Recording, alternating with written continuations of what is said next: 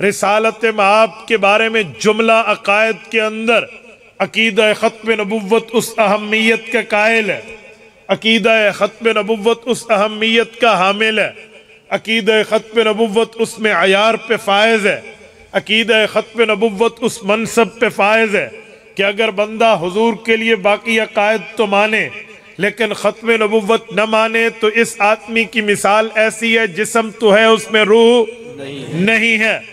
आप कहेंगे क्या मतलब? मैं थोड़ी सी तफसील देकर बात करने लगा हूँ। देखो, अल्लाह की ज़ात के बारे में हमारे कई अकायद हैं।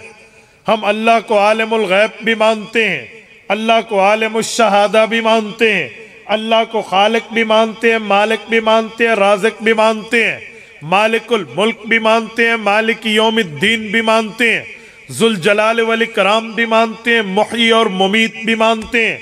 हम ये बात जानते और मानते हैं कि अल्लाह ने पैदा किया, अल्लाह मौत देगा, और रब ने जिंदगी लिखी हो।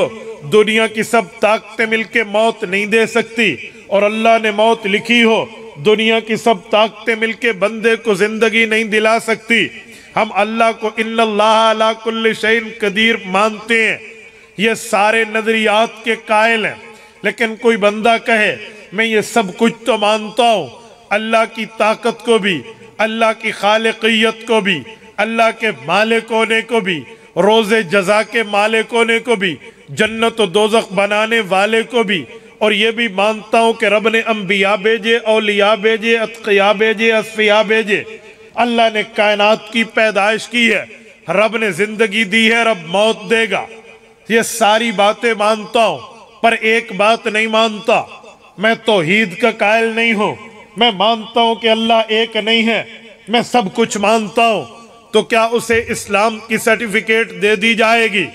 हर मुसलमान कहेगा बाकी अकायद बाद में है, तौहीद पहले है, बाकी नजरियात बाद में है, तौहीद पहले है, बाकी मामलात में है, तौहीद पहले है। ये तो अबू जहल भी मानता था कि रब खालिक है। ये तो फिरऔन का भी दावा था कि अल्लाह है, लेकिन उसका नजरिया था जमीन का खुदा मैं हूँ। और अबू जहल मक्का मुकरमा में हज भी करता था, बैतुल्लाह का तवाफ भी करता था।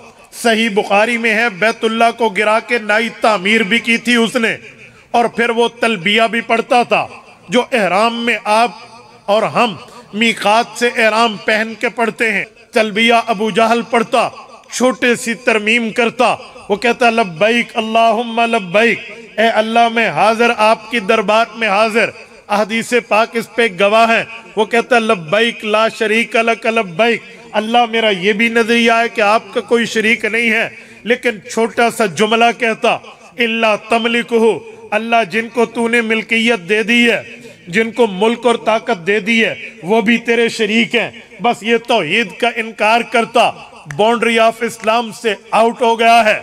तो फिर हम भी अगर उस बंदे को मुसलमान माने जो रब की तमाम सिफात मान के तौहीद का इनकार करे, ऐसा मुवाहिद तो फिरऔन भी है, ऐसा मुवाहिद तो अबू जहल भी है।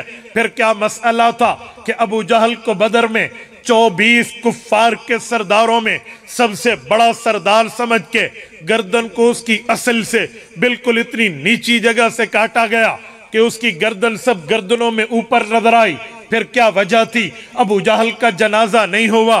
फिर क्या वजह थी? अबू जहल को आम कब्रों की तरह कब्र नहीं मिली। फिर क्या वजह है कि अल्लाह के रसूल ने लिहा उना इन नतला उनको फरमाया है कि ये तो बदबूदार लोग हैं, इनसे तो शिर्क की बू आती है, इनको तो एक कुएं में डाल दो।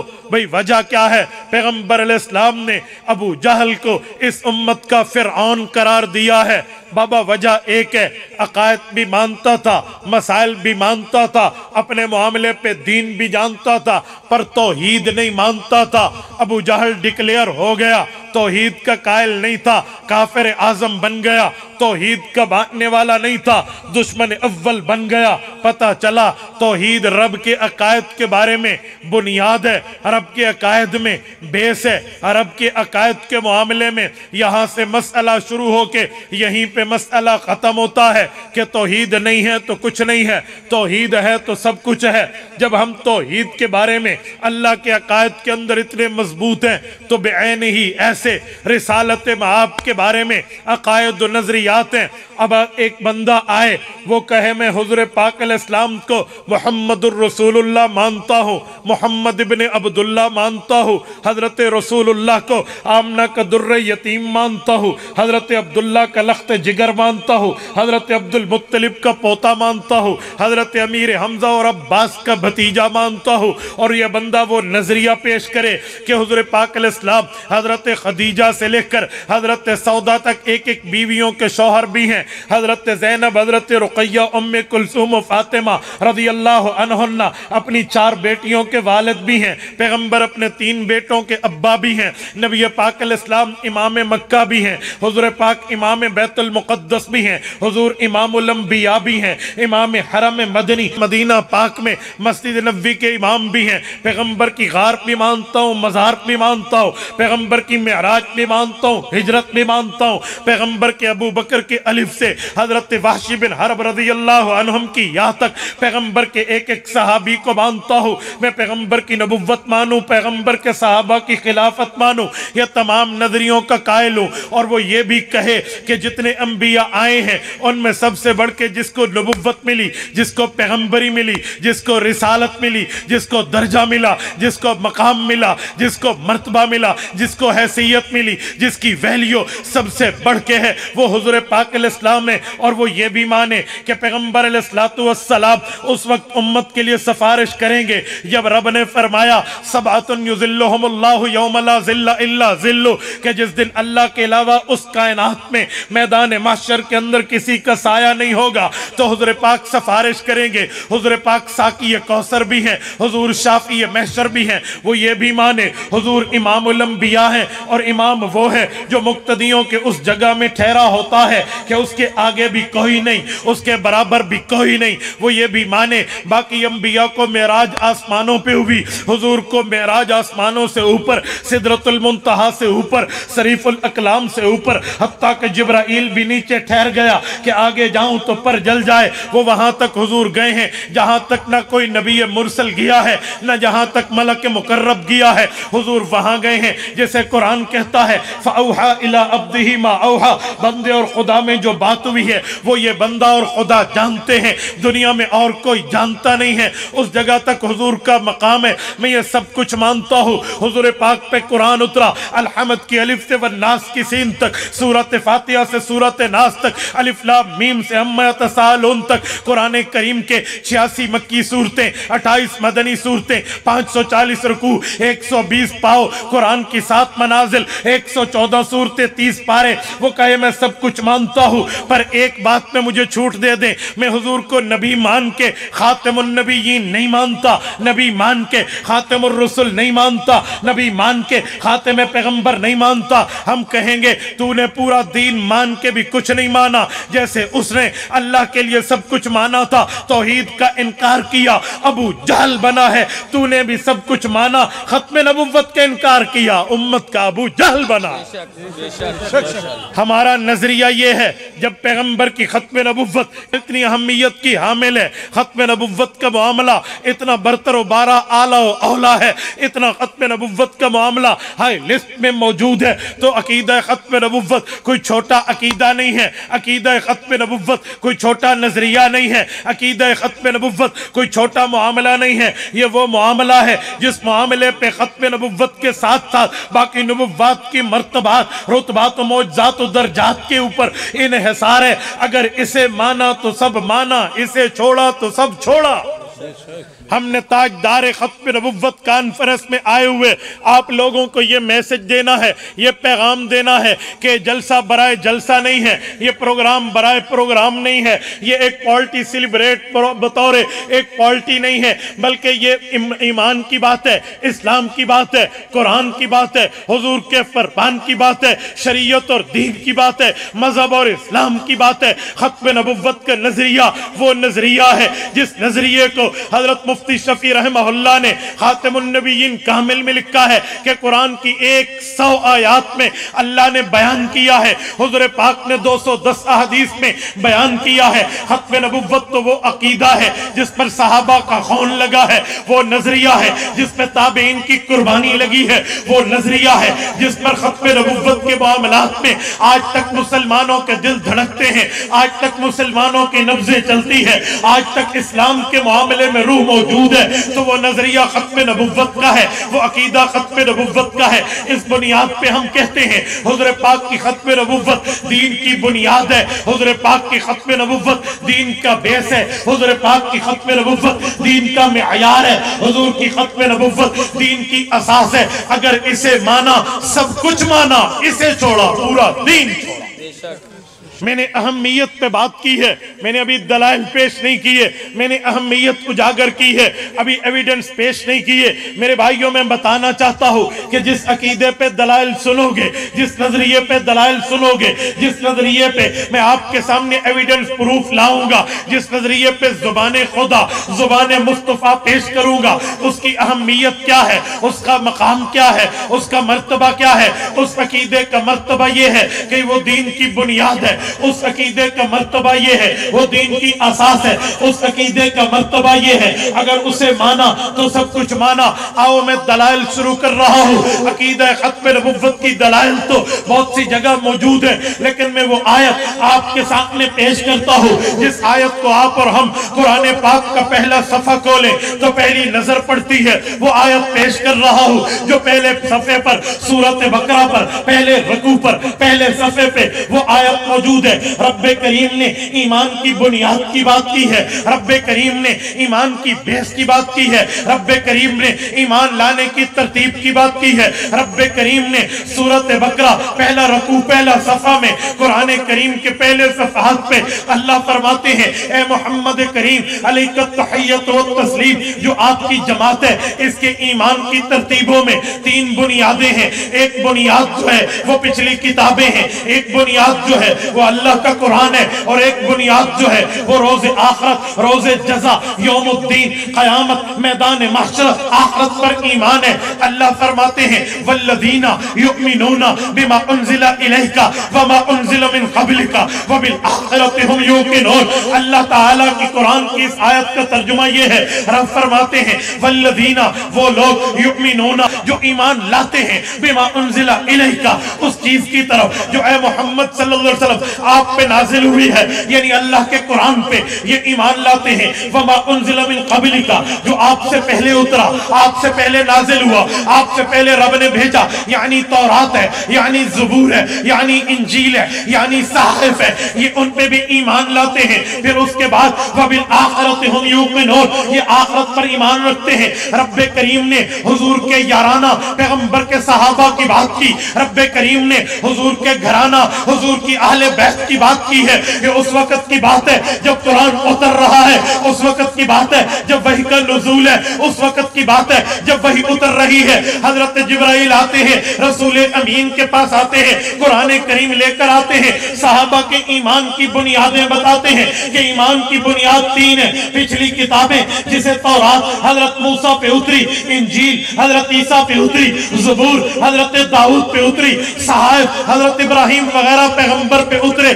सहाबा का ईमान ये भी है कि तौरात अपने जमाने में सच्ची किताब थी, इंजील अपने जमाने में सच्ची किताब थी, ज़बूर अपने जमाने में सच्ची किताब थी, सहाइफ अपने जमाने में सच्चे थे। और ये सहाबा के ईमान की बात वमा उन्ज़िला इलैका, उसके बाद रब ने किताब उतारी, उसे कुरान कहते हैं, फुरकान कहते हैं, कलाम मजीद कहते हैं, किताब हमीद कहते हैं, ज़ालिकल किताबु ला रैब फीह कहते हैं, इन्नहु लकुरआनुन करीम कहते हैं, फी किताबिन मकनून कहते हैं, फी सौफ़ मुकर्रमा कहते हैं, मरफ़ूअतिन मुतहहरा कहते हैं, बिअयदी सफ़रतिन किरामिन बररा कहते हैं। हाँ, ये वो किताब है जिसके लिए अल्लाह ताला ने जिब्राइल को फरमाया था, जिब्राइल पहले मूसा के पास किया था, मूसा अलैहिस्सलाम को तूने तूर पे बुलाया था, उन्होंने 40 रातों का इत्तिकाफ किया था, तूने इकट्ठी तौरात उठा के दे दी थी। फिर तू हजरत दाऊद के पास किया था, उन्होंने अपने माबद खाने में चिल्ला कश्ती फरमाई थी। फिर तूने पूरी ज़बूर उठा के एक वक्त में दे दी थी। फिर तू हजरत ईसा के पास किया था, वो भी अपने माबद खाने में इबादत के इत्तिकाफ करते थे। जब इबादत पूरी हुई तूने इंजील इकट्ठी उठा के दे दी। ऐ जिब्राइल याद रखना, अब मोहम्मदुर रसूलुल्लाह आया है, कायनात का सरदार आया है, अंबिया का इमाम आया है। इसका मामला ये नहीं है कि तूने इकट्ठा देना है, इसका मामला ये नहीं है कि तूने एक बार से देना है, मिन जुमलतिन वाहिदा देना है। जी नहीं, इसके सहाबा होंगे, कभी मक्का में सवाल करेंगे, वयसअलूनका अनिल महईज़ कहेंगे, तूने आयत उतार देनी है। इसके पास कुफार आएंगे, चांद के बारे में वयसअलूनका अनिल अहिल्ला कहेंगे, तूने जवाब में आयत उतार देनी है। इसके पास लोग आएंगे, यस्तफ्तूनका फिन निसा कहेंगे, तूने अहकाम निसा को उतार देना है। इसके पास लोग आएंगे, आकर कहेंगे कि तेरे रब ने तुझे छोड़ दिया, 3 साल हो गए हैं, यहाँ पर वही नहीं आई। जिब्राइल तूने जाना है, वज़्ज़ुहा वज़्ज़ुहा वज़्ज़ुहा, पैगंबर के चेहरे की कसम उठा के ये आयत मैंने देनी है। तूने नूरानी परों पे परवाज करके इसके पास आयत देनी है, वज़्ज़ुहा कह के पैगंबर इस्लाम के चेहरे की कसम खानी है, वल्लैलि इज़ा सजा कह के पैगंबर के जुल्फ का तज़किरा करना है। फिर ऐलान करना है, मा वद्दाअका रब्बुका व मा क़ला।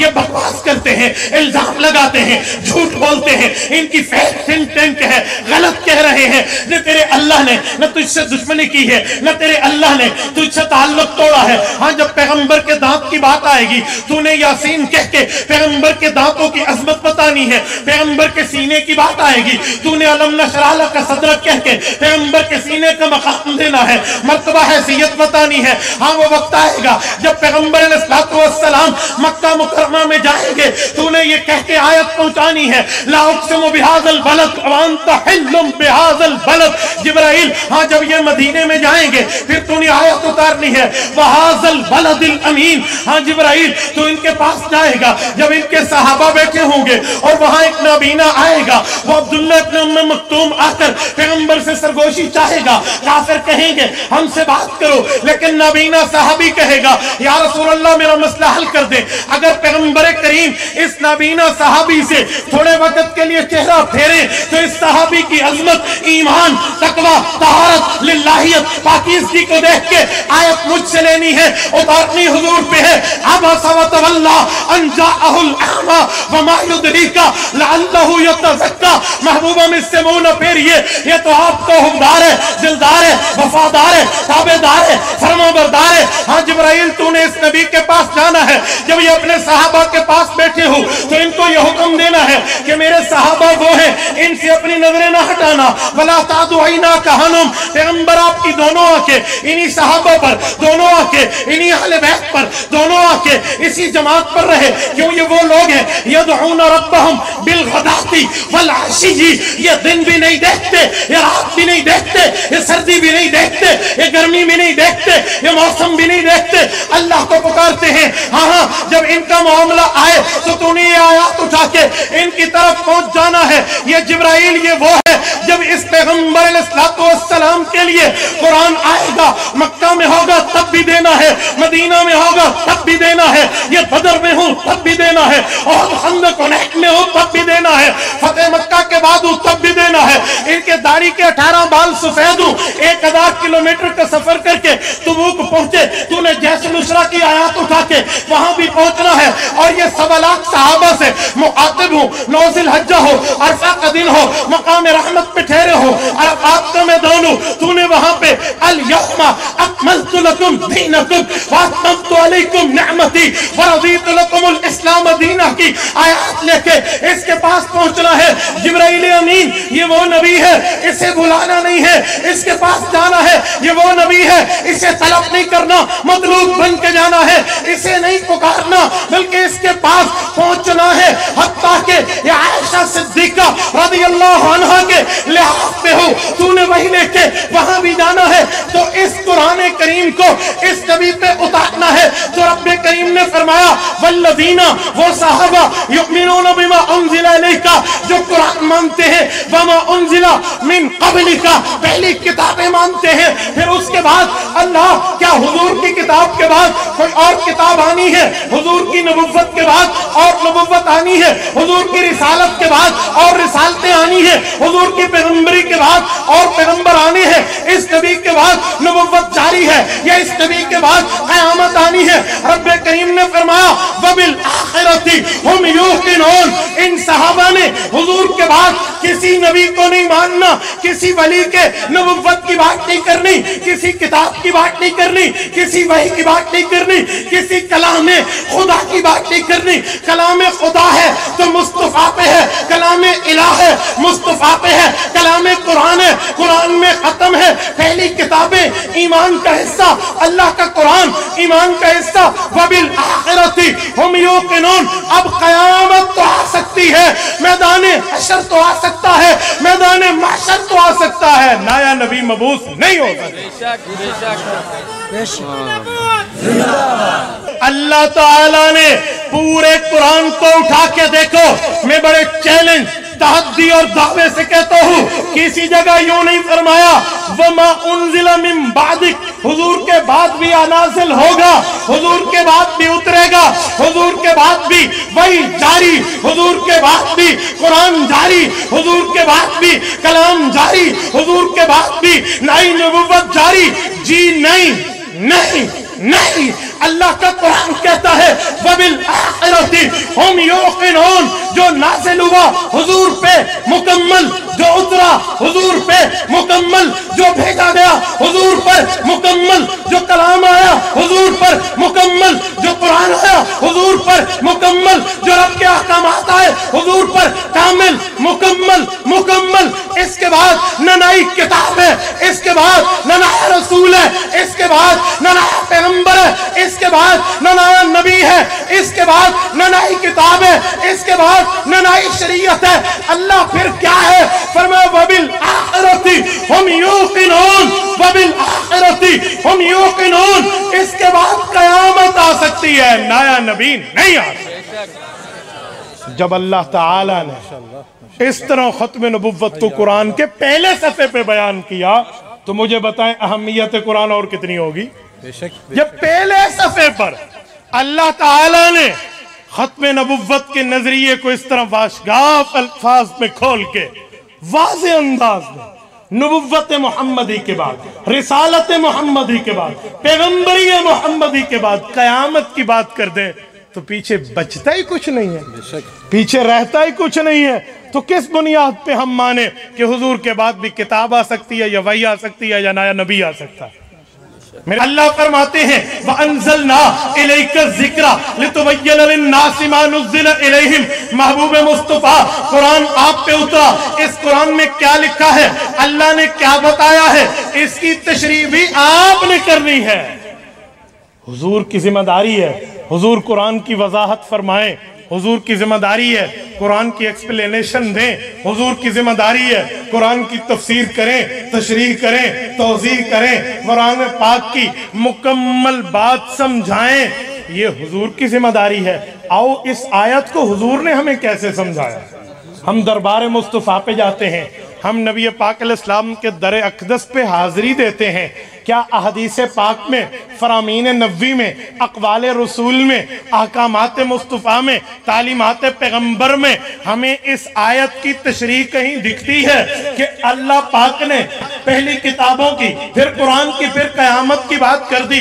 क्या हुजूर पाक ने भी इसकी तशरीह कर दी? जी जी, मैं दिखाता हूँ, जामे तिरमिज़ी है, इमाम अबू ईसा तिरमिज़ी रहमहुल्लाह ने पैगम्बर के सहाबी, हिब्रुल उम्मा, पैगम्बर के चचा ज़ात, अजीम सहाबी, अजीम मुफस्सिर हजरत अब्दुल्लाह इब्ने अब्बास रज़ियल्लाहु ताला अन्हुमा से हदीस पाक लिखी है। नबी पाक ने आयात की तशरीह फरमाई, अपने हाथ मुबारक को यूं उठाया, पैगंबर के हाथ मुबारक में 5 उंगलियां हैं, 3 उंगलियों को बंद किया, 2 उंगलियों को यूं खड़ा फरमाया। इधर देखिए पैगंबर करीम ने ये 2 उंगलियां खड़ी की, एक शहादत की उंगली, एक इसकी नेबर फिंगर, इसकी पड़ोसन उंगली, यूं 2 उंगलियां मुबारक को उठाया और पैगंबर इस्लाम ने सहाबा कराम को, उम्मत को नजरिया देने की बात फरमाई। फरमाया लोगों आओ सुनो, तुम्हारा पैगंबर तुम्हें कुछ बता रहा, समझा रहा, कुछ बात दे रहा। आओ सहाबा के कान हुजूर की जबान की तरफ मुतवज्जे हुए। आका ने फरमाया आना वस्साअतु कहातैन, ऐ लोगों जैसे ये 2 उंगलियां हैं, ये उंगली है, ये उंगली है, इसी तरह मैं और कयामत यूं इकट्ठे बना के भेजे गए। पता चला इन 2 उंगलियों के दरमियान कोई नई उंगली नहीं है, हुजूर और कयामत के दरमियान नया नबी नहीं, नई नबुव्वत की बात ही नहीं, नई रिसालत की बात ही नहीं है, नई पैगंबरी की बात ही नहीं है। तो जब आका नामदार ने खत्म नबुव्वत की बात हमें यूं समझाई, हुजूर पाक ने कुरान की आयत की तशरीह यूं कर दी, नबुव्वत ने कुरान की वजाहत, तफसीर, तशरीह, एक्सप्लेनेशन यूं फरमाई कि मैं और कयामत यूं इकट्ठे बना के भेजे गए हैं। अब जो नया आने की बात करे, नए आने का दावा करे, वो दज्जाल तो हो सकता है, कज़्ज़ाब तो हो सकता है, झूठा तो हो सकता है, सच्चा नहीं हो सकता। एक सच्चे नबी की बात करते हैं। तवज्जो तवज्जो, मैं आपका ज़हन जहां ले जाने लगा हूं शायद अभी तक अवाम का न पहुंचो। एक सच्चे नबी की बात करते हैं, उस सच्चे की जिसकी मां को कुरान ने उम्मुहु सिद्दीका कह के सच्ची कहा है। माशाअल्लाह। उस नबी की बात करते हैं जिस नबी की मां को भी कुरान ने सिद्दीका कहा है। उस नबी की बात करते हैं जिस नबी के और उसकी अम्मा के खाने पीने के जिक्र को कुरान ने बयान किया है। खाना यकुलान तआम, उनके खाने पीने की बात की है। आओ उस सच्चे की बात करते हैं जिसके लिए सूरत नंबर 19 सूरत मरियम रकू नंबर 2 में वज़्कुर फिल किताब मरियमा इज़ इंतबज़त मिन अहलिहा मकानन शर्क़िय्या फत्तख़ज़त मिन दूनिहिम हिजाबा फ़अरसलना इलैहा रूहना फ़तमस्सल लहा बशरन सविय्या। ये आयत उतारी, रब ने हुजूर को फरमाया ऐ पैगंबर आप अपनी ज़बान से उस सच्चे बंदे की बात सहाबा को सुनाएं। मैं उस सच्चे की बात करने लगा हूं जिस पर किताब इंजील उतरी, ईसा बिन मरियम अलैहिमुस्सलाम, उस सच्चे की बात करता हूं। आखिरी जमाना में हुजूर ने फरमाया वो भी तशरीफ लाएंगे। फरमाया लयंज़िलन्ना इब्नु मरियम फीकुम, तुम में वो सच्ची का बेटा सच्चा हजरत ईसा अलैहिस्सलाम आएंगे। या रसूल अल्लाह क्या करेंगे? फरमाया जब जमीन पे आएंगे इमाम व हकमा, उम्मत की क़यादत करेंगे। वला यक़्तुलन्नल खिंज़ीरा, यहूदियत मिटा देंगे। वला यक्सिरन्न सलीबा, ईसाईयत तोड़ के रख देंगे। वला युरज़न्ना अलैहिल मालू फला यक़बलन्नहु, माल पेश होगा इनकार कर देंगे। सुम्मा लयअतियन्ना अला क़ब्री, फिर मेरी कब्र पे आएंगे हज और उमरा करके। फ़क़ाल या मुहम्मद सल्लल्लाहु अलैहि वसल्लम, मेरी कब्र पे मुझे सलाम करेंगे। लउजीबन्नहु, अल्लाह की दी हुई ताकत से मैं ईसा अलैहिस्सलाम के सलाम का जवाब दूं। मैं उस सच्चे की बात कर रहा हूं। ये नबी आएंगे। अच्छा, तो जब आएंगे सच्चे नबी होंगे, हुजूर के बाद आएंगे। क्यों? यक़्तुल दज्जाल, इन्होंने दज्जाल को कत्ल करना है। किस प्लेस पे?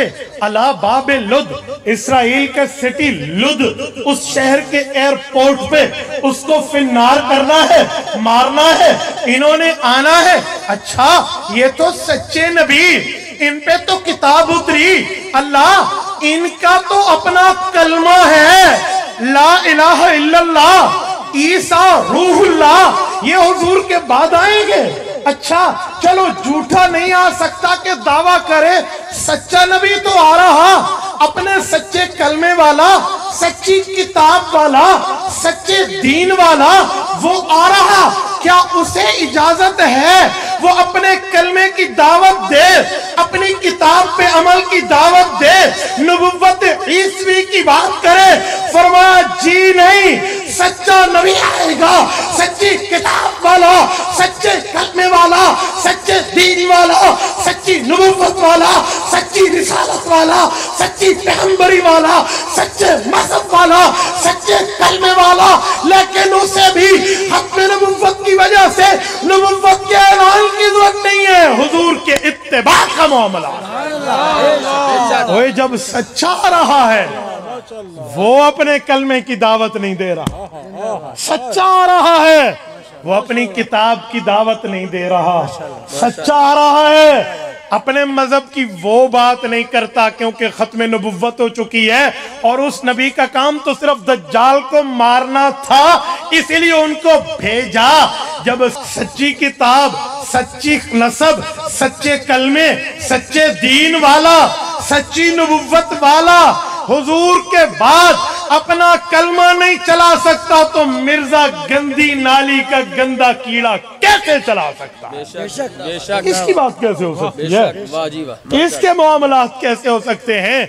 हुजूर के बाद सच्चे के लिए गुंजाइश, स्पेस, मामला, परमिशन, इजाजत ये नहीं है कि वो अपने कलमे की दावत दें। वो कलमा मुस्तफा का पढ़ेंगे, वो कुरान मुस्तफा का मानेंगे, वो मजहब मुस्तफा का मानेंगे, वो उम्मती के तौर पे आएंगे, अपना काम करके तशरीफ ले जाएंगे।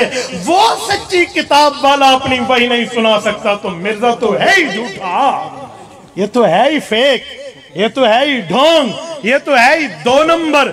इसको कहां से परमिशन मिली, इसको कहां से इजाजत मिली?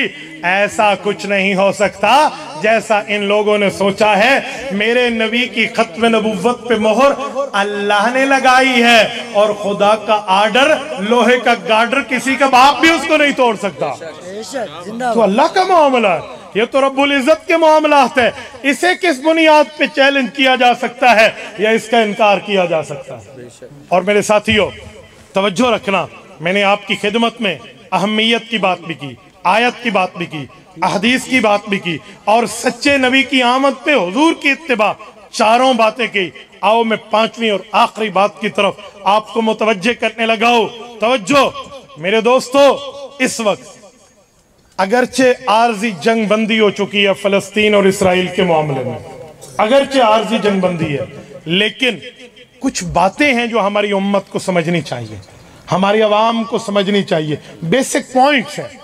हमसे लोग पूछते हैं मौलाना इंडिया काफिर मुल्क है, अमेरिका काफिर मुल्क है, बरतानिया काफिर मुल्क है, पाकिस्तान ने उन्हें तो एक्सेप्ट किया हुआ है, तो इसराइल काफिर मुल्क है, इसे एक्सेप्ट करने में क्या हर्ज है? ये हमसे न्यू जनरेशन सवाल करती है। कॉलेज यूनिवर्सिटी से हमारे दोस्त आए हुए, वो पूछते हैं कि यार इसराइल को तस्लीम करने में क्या हर्ज है? सुने, बाकी दलाइल अपनी जगह के कायदे आजम ने इसको इस धरती पे नाजायज बच्चा कहा है, मुसलमानों के सीने पे खंजर कहा है, बाकी अपनी जगह। लेकिन क्या आपको इसराइल बनने की हिस्ट्री पता है? तो जब हम ये सवाल करते हैं तो वो बेचारे समझते हैं कि पता नहीं है, आयत सनु नहीं पता। तो जब आपको ये नहीं पता तो आप किस बेस पर ये डिसीजन ले रहे हैं कि हमें तस्लीम कर लेना चाहिए? आओ मैं आपके सामने नौजवानों इसराइल बनने की हिस्ट्री पेश करता हूं। जिस तरह कादियानियत नबुव्वत इस्लाम के सीने में गोया खंजर है, ऐसे इसराइल इस धरती पे उम्मत मुस्लिमा के सीने में खंजर है। बेशक कादियानियों ने जो अपना रब्वा यहाँ बनाया, आपको पता है उस रब्वे में इन्हें अपनी जन्नत बना रखी है। आप तो बड़े हैरान होंगे, ऐसे तो हमारे अकाबर ने नाम नहीं बदला, ऐसे तो रब्वा को चनाब नगर नहीं कहा, वहां अपनी जन्नत बना रखी है। उधर इनकी हूरें घूमती हैं, उधर इनके गिलमान है, जरा जाके तो देखो, पूरे मामलात हैं। तो ये सारी तरतीबें हैं। ऐसे ही इसराइल को माराज़ वजूद में लाया गया था। पता है कैसे? ये जो सेकेंड वर्ल्ड वॉर थी, दूसरी जंगी अजीम के बाद, जब बरतानिया ने बहुत से ममालिक पे कब्जा किया हुआ था, तो ये जगह इस पर भी बरतानिया नाजायज काबिज था। जर्मनी से यहूदी जब मार खा कर निकले वहां से, ये कुछ बचे खुचे, तो ये उस वक्त फलस्तीन के इलाके में आए कि देखो हम यहूदी हैं, हम तौरात के पैरोकार हैं और हमारे पैगंबर यहूदी कह रहे हैं, हजरत मूसा अलैहिस्सलाम हज़रत हारून अलैहिस्सलाम, हज़रत दाऊद अलैहिस्सलाम, हज़रत याह्या अलैहिस्सलाम, हज़रत ज़करिया अलैहिस्सलाम वगैरह, हम इन सब का मामला इसी बैतुल मुक़द्दस की सरजमीन से है। तो हमें अगर यहाँ रहने के लिए मकान दे दी जाएं तो हम 2-4 घर अपनी कॉलोनी बना के अपनी जगह में रहेंगे, ताकि हम अपने नबियों के मुक़द्दसात को देख सकें, उनकी ज़ियारत कर सकें। और फिर मुसलमान आने फ़लस्तीन को हज़रत उमर के दौर का रज़ी अल्लाह अन्हु वो मुआहिदा याद कराने लगे कि आपको तो पता है आपके खलीफा दो हज़रत उमर ने इजाज़त दी थी कि यहूदी यहाँ आके ज़ियारत तो कर सकते हैं ना, बैतुल मुक़द्दस तो हम सब का है, हज़रत दाऊद अलैहिस्सलाम ने बनाया है, हज़रत सुलेमान अलैहिस्सलाम ने बनाया, इस तरह की बातें। तो ठीक है भाई आप ज़मीन ले लें, ये बातें हुई। उस वक्त अरब उलमा में और उलमा देवबंद में एक इख्तलाफ पैदा हुआ। अरब उलमा ने फतवा दिया कि अगर यहूदी यहाँ मातहत रहना चाहते तो इन्हें ज़मीन बैतुल मुक़द्दस के करीब की बेच दी जाए। खैर है, अगर कोई कनाल 2 कनाल एक यहूदी लेना चाहते हैं, कोई प्लॉट लेना चाहते हैं, दे दे। लेकिन मैं सलाम पेश करता हूँ हकीम उल उम्मत मौलाना अशरफ अली थानवी रहमतुल्लाह अलैह की फिरासत को, मुफ्ती आज़म मुत्तहिद हिंदुस्तान मौलाना मुफ्ती किफ़ायतुल्लाह देहलवी रहमतुल्लाह की इल्मी और फ़िक़ही फिरासत को। इन्होंने फतवा दिया था कि अरब उलमा की अज़मत हमारे सामने मुसल्लम अपनी जगह, लेकिन हम ये जायज़ नहीं कहेंगे कि यहूदी वहाँ ज़मीन खरीद सके। इन्हें रहना रेंट पे रहें, किराए पे रहें, इनको ज़मीन बेचनी नहीं है। फरमाने लगे कि हज़रत उमर जैसे मुदब्बिर वक्त आदमी ने, जब उस वक़्त के वहाँ के ईसाई यूं अय्यदुम सागरून जैसे कुरान की हालत कहते हैं ना, ज़लील होकर आए और यूं चाबियां दी थी, तो उसने भी इनको यहाँ रेजिडेंसी नहीं दी थी, फॉर रेंट की बात की थी, तो आप इन्हें बेचे नहीं। लेकिन अरब उलमा कहने लगे यार बेचारे हैं, ज़लीलों के आए हैं, क्या इनसे किराया लेना, एक ही दफ़ा बेच दो, खैर रहेंगे, ज़ियारत ही करेंगे, कौन सा मसला। तो उन्होंने जगह खरीदनी और बेचनी शुरू कर दी। इन्होंने कुछ जगह ले ली और उस पर कॉलोनियाँ, टाउनशिप ये कायम कर लिए अपने। ये दूसरी जंग अजीम के बाद चलता रहा, चलता रहा। इस दौरान तहरीक चली, तहरीक पाकिस्तान की। वो कहते थे ना, लेके रहेंगे पाकिस्तान और बट के रहेगा हिंदुस्तान। हिंदुस्तान से पाकिस्तान निकला, मारज़ वजूद में आया। जब पाकिस्तान बन गया उसके बाद की बात है, जब फ़लस्तीन की ज़मीन भी यहूदियों के हाथों कैसे आई, जिस वक्त इन मुसलमानों ने अपनी ज़मीनें इनको दे दी और इनने ले ली, उस पे काबिज हो गए, अपने मकानात बना लिए, अपने घर बना लिए, और बरतानिया की गवर्नमेंट वहां से दफा हो रही थी, तो यहूदियों को ताकत दे दी, यहूदियों को पावर दे दी, यहूदियों के हाथ में मामलात दे दिए। और हुआ ये कि जब बरतानिया जा रहा था तो असलहा और सब कुछ इन यहूदियों को दिया। एक ही रात में, अभी कायद आज़म मोहम्मद अली जिन्ना जिंदा थे, उनकी वफात हसरत हयात नहीं हुई थी। अल्लामा शब्बीर अहमद उस्मानी जैसा बानिया ने पाकिस्तान में एक अहम नाम मौजूद थे और बड़े बड़े हजरात उस वक्त मौजूद थे। तो उस वक्त जब इन उलमा के सामने बात आई कि यहूदियों ने बरतानिया के असले के जोर पे एक ही रात में अपनी कॉलोनियों को मुल्क बना दिया, अपनी कॉलोनीज को इन्होंने मुल्क, कंट्री डिक्लेयर किया, और एक ही रात में फ़लस्तीनियों पे चढ़ दौड़े। कल जो कासा लेस थे आज वो ऊपर के हाथ पे आ गए और कहने लगे ये हमारा मुल्क है, हमारी कंट्री है, हम अपने मुल्क में आज़ाद है, तुम उधर हम इधर। इस तरह की बातें करके एक ही रात में इन्होंने मुल्क बनाया। तो कायद आज़म की सोच देखे ना, उस वक्त उन्होंने जो डिसीजन लिया था ना कि ये सरजमीन फ़लस्तीन पे एक नाजायज बच्चा है, पाकिस्तान इसे कभी तस्लीम नहीं करेगा। और आज भी हमारे पासपोर्ट पे लिखा हुआ है कि इसराइल को हम तस्लीम नहीं करेंगे, हमारी फ्लाइट्स वहां तक नहीं जाती। मेरा नौजवान मुझे कहता है कि तस्लीम कर लें तो क्या हर्ज है। भाई यूं कंट्री क्रिएट होते हैं, यूं मुल्क बनते हैं, यूं मुल्क बना करते हैं कि मैं आपके पास आऊं और आपसे जमीन खरीदूं और कल उसको मुल्क बना दूं। यूं इसराइल माराज़ वजूद में आया है। अच्छा, फिर बात यहां तक रहती तो चलो एक मामला किसी हद तक गासबियत की रहते, लेकिन मामला इससे बड़ा है। वो बैतुल मुक़द्दस को गिराने के इरादे से आए हैं, वो हैकल सुलेमानी की तामीर के मामलात को लेकर आए हैं। और वो हैकल इस जगह भी नहीं है जिस जगह की ये बात कर रहे हैं। उसकी अगर हिस्ट्री देखा जाए तो यहाँ भी इनका दावा झूठा निकलता है, एक तफसीली बात है। लेकिन मैंने आपके सामने बुनियाद ये रखी है कि नौजवानों, आप ये नहीं कह सकते कि काफिर मुल्क अमेरिका और हिंदुस्तान भी उसे तस्लीम किए तो इसे भी कर लें। जी नहीं, ये गासिब लोग हैं, ये दूसरे के हक पे डाकू हैं, ये थीफ है, चोर है। इन्होंने सीना जोरी से उस जमीन पे कब्जा किया है। तो फलस्तीनी आज सिर्फ अपनी जमीन की आजादी की जंग नहीं लड़ रहे, वो लोग उस मस्जिद की हिफाजत की जंग लड़ रहे हैं जिस मस्जिद पर आपका भी हक है, हमारा भी। और उस मस्जिद में वो इबादत हुई है जो इबादत सूरज जब तक पैदा हुआ है, और जब ये सूरज इज़्ज़त शम्स कुव्विरत में जाके खत्म हो जाएगा कयामत में, तब तक न इससे पहले ऐसी इबादत हुई न इसके बाद ऐसी इबादत होनी।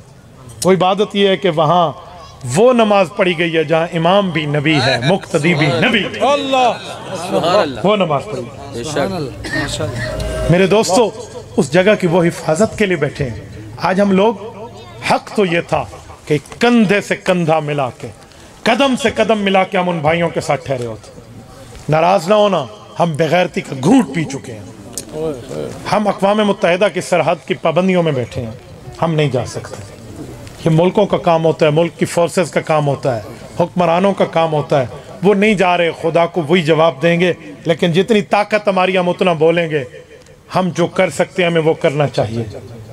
हम मुआशी तौर पे फ़लस्तीन के हक में इसराइल का बाइकाट कर सकते हैं। मुसलमानों, आज ये काम हमें करना होगा। और मैं सलाम पेश करता हूँ अपने दोस्तों को जिन्होंने बाइकाट किया है, और बड़े बड़े ब्रांड की गर्दनों में जहाँ सरिया होता था, आज वो फ्लेक्सिबल बन चुके हैं। आपने कभी सुना है कि पेप्सी आपको खरीदने पे उम्रे पे भेजे?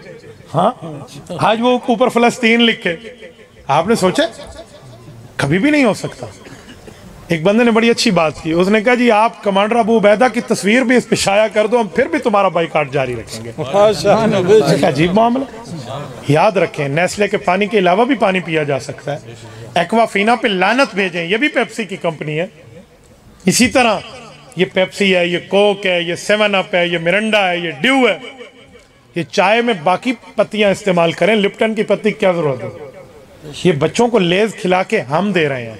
याद रखें, आपने लेज लेकर दे दी है ना, आपने एक फ़लस्तीनी कत्ल कर दिया है। एक पैकेट पर एक आपने कत्ल किया है। आप अपने बारे में सोच लेना।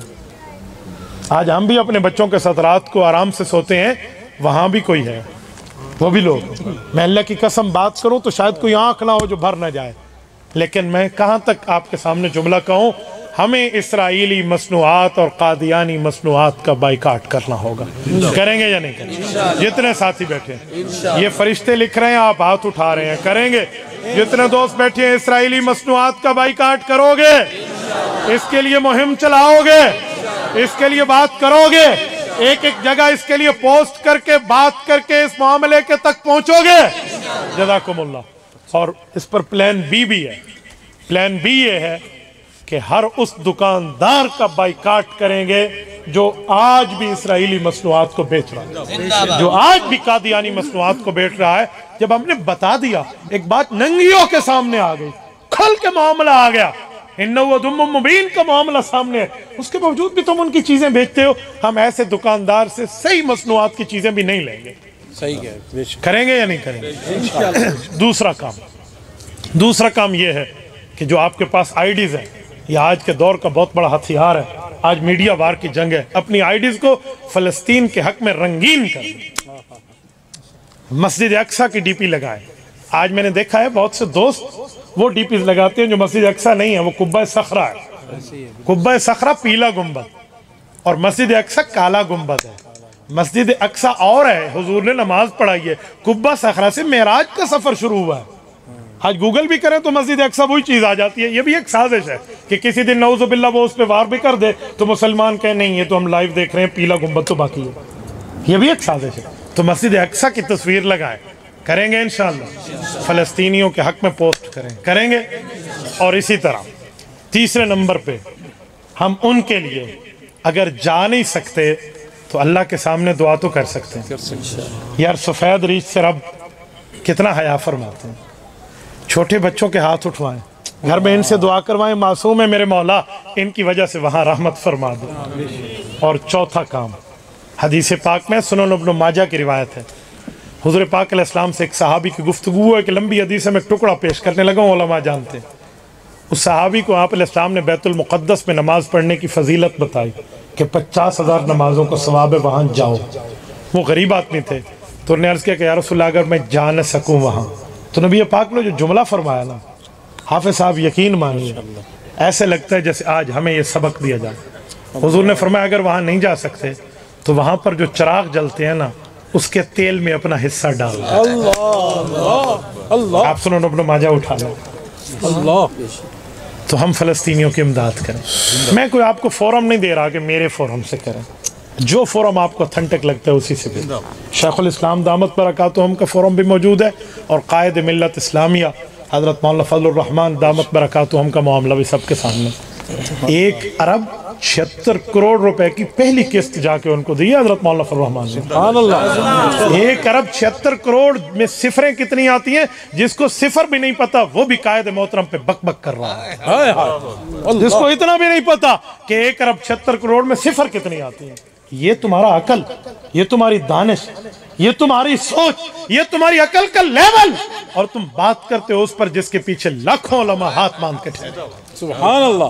आज जब किसी हुक्मरान को जुर्रत नहीं हुई, जब किसी जर्नैल को जुर्रत नहीं हुई, जब किसी बड़े से बड़े लीडर को जुर्रत नहीं हुई, इसने अरबों रुपए जाके उनके कदमों में ढेर कर दिए। ये भी कम है, हम समझते हैं हमें इससे भी ज्यादा करना चाहिए। मेरे दोस्तों, आज जंगबंदी के बाद अगर 11,000 ट्रक परसों की रिपोर्ट तक इमदाद के गज़ा में दाखिल हुए हैं, तो इसमें हम मुसलमानों का हिस्सा मौजूद है। अल्लाह, माशाअल्लाह, कितना बड़ा अल्लाह का करम है। हम नहीं जा सकते वहाँ, हिस्सा तो भेज सकते हैं। तो अब दूसरी किस्त भी जानिए। आज भी कायद मिल्लत इस्लामिया भावलपुर में तूफ़ानुल अक्सा से गुफ्तगू कर रहे हैं। तो मेरे दोस्तों, जब हज़रत मौलाना कतर में हमास के सरबराह इस्माइल हानिया के पास गए ना, तो इंडियन मीडिया कितना रोया इस पर। उनकी चीखों को हमने इंजॉय किया है ना। हज़रत मौलाना ने वहाँ कहा कि चरम मोहनदास गांधी की क़यादत में, जवाहरलाल नेहरू की क़यादत में, मौलाना अबुल कलाम आज़ाद की क़यादत में, इंडिया वालों तुमने भी तो आज़ादी की जंग लड़ी है। कौन सी मौत पड़ गई है तुम्हें कि फ़लस्तीनियों पे बोलते हो, वो भी तो आज़ादी की जंग लड़ रहे हैं। तुम्हारी आज़ादी की जंग जायज़ थी, उनकी आज़ादी की हराम हो गई है। यूँ नहीं चलेगा।